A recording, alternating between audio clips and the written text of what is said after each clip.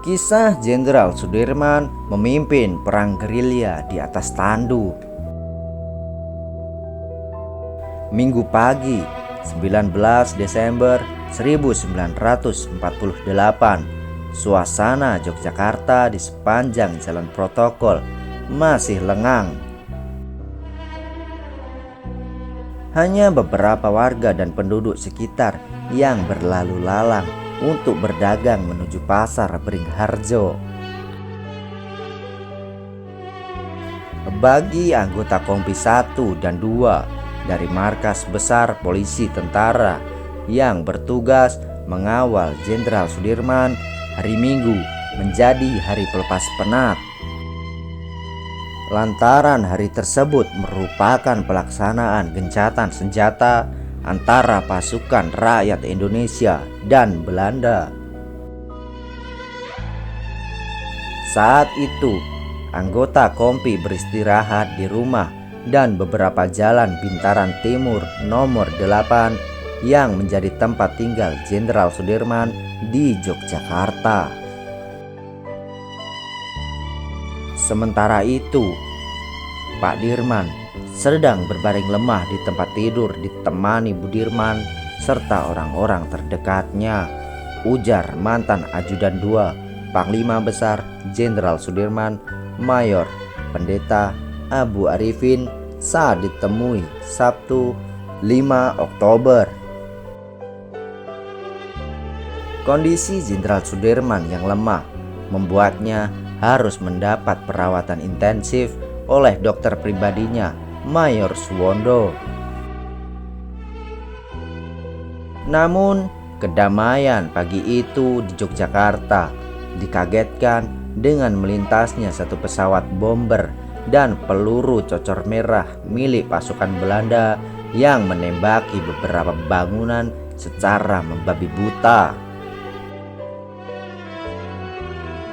Saat itu ada kabar kalau pasukan TNI sedang melakukan latihan perang di lapangan udara Maguwo sekitar pukul 6.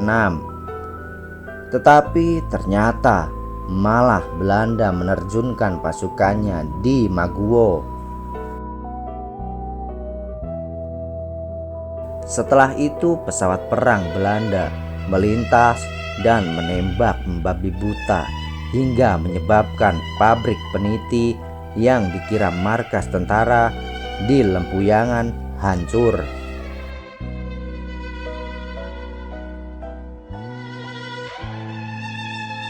Kondisi tersebut kemudian dilaporkan Komandan Kompi 1 Kapten Cokro Pranolo yang melaporkan adanya serangan di Belanda. Usai mendapat laporan tersebut, membuat Jenderal Sudirman bangkit. Padahal saat itu Pak Dirman baru saja selesai operasi yang dilakukan Profesor Asikin di Rumah Sakit Panti Winoto yang berada di dalam keraton, ujarnya.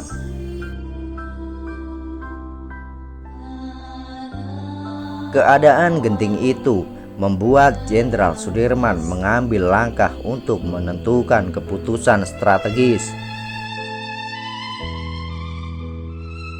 Abu menuturkan, akhirnya saat itu Jenderal Sudirman mengutus Ajudan 1 Suparjo Rustam untuk melaporkannya ke Istana Presiden yang berada kurang lebih 1 kilometer dari rumah Jenderal Sudirman.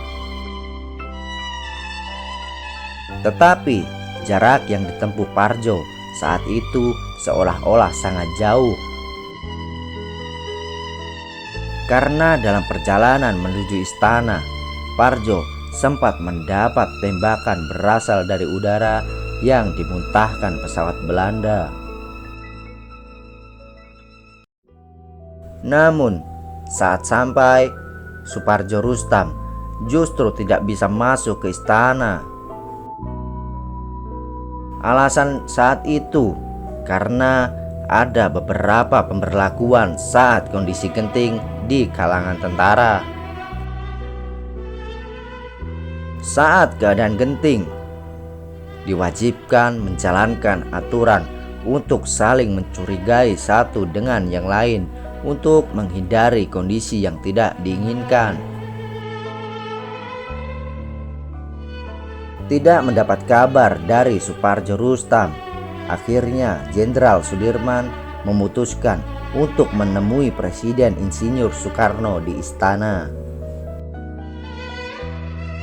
Padahal Jenderal Sudirman dilarang untuk bepergian. Saat itu disiapkan 2 mobil, yakni 1 sedan hitam dan 1 mobil bak terbuka yang diisi pasukan. Setelah itu, Jenderal Sudirman menaiki mobil sedan hitam bersama supirnya Dirman, yang namanya memang sama dengan beliau.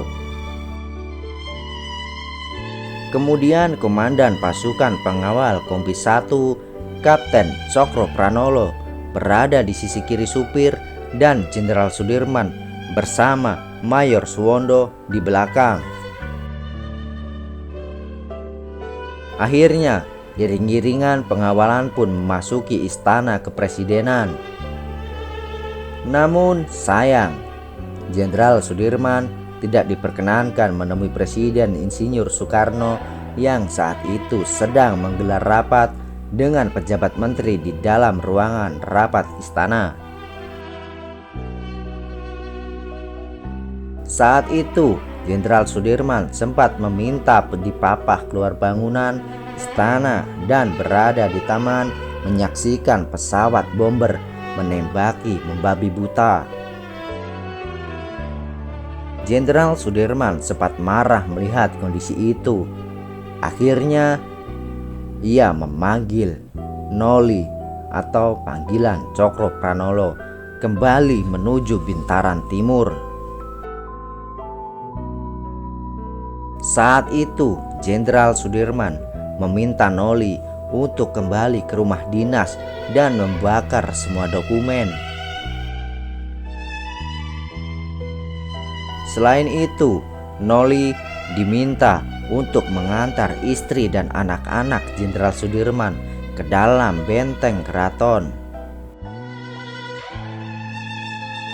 Perintah itu kemudian dilakukan Noli, dan setelah selesai melakukan tugasnya, Noli kembali dan melapor pada Jenderal Sudirman.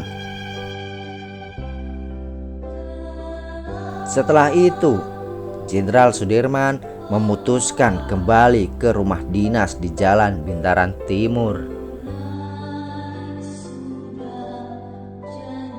Sesampainya di rumah, Jenderal Sudirman membuat keputusan penting, yakni menyingkir keluar dari kota Yogyakarta bersama pasukan pengawalnya untuk perang gerilya. Keputusan spontan ini membuat kaget beberapa pasukannya. Namun, keputusan tersebut menurut Abu Arifin diterima anggota pasukan yang menjadi pengawal setia Jenderal Sudirman.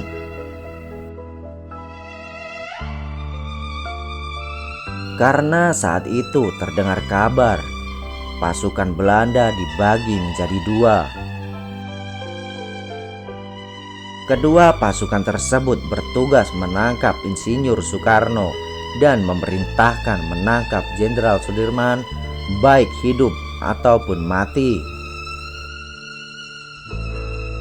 Sekitar pukul 11:30 waktu Indonesia Barat, pasukan berjalan keluar wilayah Yogyakarta menuju wilayah selatan. Menurutnya, banyak tentara yang tidak membawa bekal perlengkapan. Selain itu, juga banyak dokumen yang dimiliki mereka terbakar untuk menghilangkan jejak.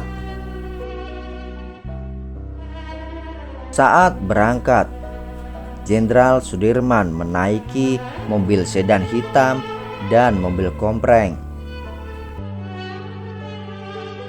Pasukan saat itu menyusuri wilayah selatan Yogyakarta, mulai dari Bantul hingga Parangtritis. Saat itu, saya ingat kali pertama istirahat dilakukan di tempat Lurah Grogol namanya Pak Hadi. Di rumah Pak Hadi, sambil beristirahat, petinggi-petinggi pasukan yang dekat dengan Pak Dirman berkumpul dan membuat rute perjalanan menuju Gunung Wilis di Kediri. Sedangkan Pak Dirman diperiksa denyut nadinya oleh dokter pribadinya, Dokter Suwondo, ujarnya. Menurut Abu, pilihan menuju Gunung Wilis menjadi realistis karena ada perlengkapan komando, yakni pemancar radio.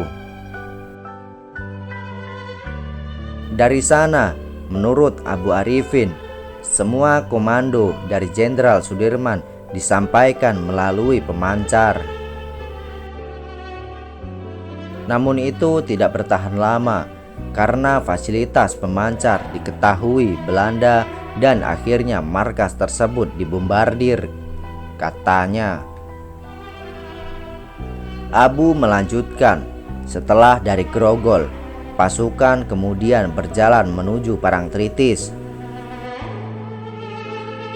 Namun saat itu dua kendaraan yang digunakan tidak bisa melanjutkan perjalanan karena ada sungai besar yang membelah. Saat itu tidak ada jembatan sungai itu. Saya lupa namanya sungainya apa. Tetapi yang jelas semua kendaraan tidak bisa melintasinya. Sejak itu perjalanan terus dilanjutkan dengan konsekuensi Pak Dirman ditandu, ujarnya. Perjalanan tersebut kemudian sampai di Desa Pelayan yang masih berada di wilayah Yogyakarta. Abu menjelaskan sesampainya di desa tersebut, Sudirman dipinjami sado milik perkebunan. Di sana ada sado yang dipinjamkan dari pihak perkebunan dan bisa digunakan untuk Pak Dirman, ujarnya. Bagi Arifin, sosok Jenderal Sudirman adalah sosok jenderal pejuang yang sebenarnya. Meski dalam keadaan sakit, Jenderal Sudirman tetap berjuang demi negaranya hingga titik darah penghabisan. Mungkin banyak yang bertanya, kenapa Jenderal Sudirman memilih bergerilya daripada ditangkap Belanda? Padahal kalau ditangkap Belanda pasti diperlakukan baik, ujarnya. Abu menjelaskan pilihan Jenderal Sudirman tersebut lebih dikarenakan memegang sumpah jabatan yang diucapkan Jenderal Besar tersebut saat diangkat menjadi Panglima Besar kali pertama, yang dituliskan dalam sumpahnya dan diucapkan dalam lisan. Dalam salah satu sumpahnya, Jenderal Sudirman menuliskan sanggup bersedia mempertahankan negara Republik Indonesia sampai titik darah yang penghabisan. Sumpah itu kemudian dipegangnya selama menjadi pemimpin pasukan, tutur Abu. Itulah sedikit cerita kisah sejarah tentang Jenderal Sudirman yang memimpin perang gerilya di atas tandu.